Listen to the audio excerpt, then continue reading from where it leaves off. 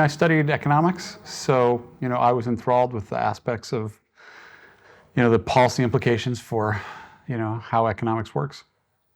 I started a business before I actually went to college, so I'd had a little bit of that itch already. It's tank testing business, a fuel tank.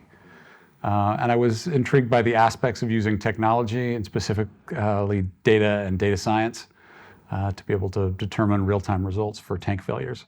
So I mostly worked for other people's startups.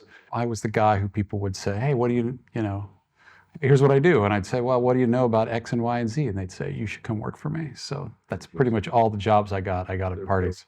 Rob and my first real jobs coming out of school were at a company in Utah County, which is south of Salt Lake City.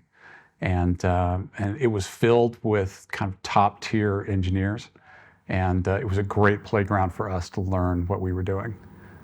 Rob is really an engineer who was in a marketing role, and I'm really an economist who was also caught in the marketing product space. So we became really good friends. Vienna's beautiful. I took an hour to walk here and walk around the city before I actually came to the hotel. So yeah, I got to wander around. I like the art. I like the local culture.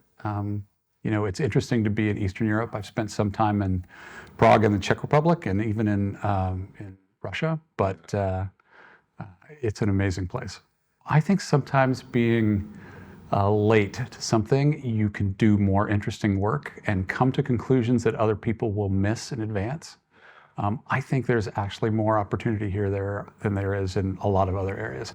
A lot of the thinking around entrepreneurship and ecosystems, a lot of it's broken. It's an uphill battle for you to fix it, and you're the best guy in the industry to be able to do that.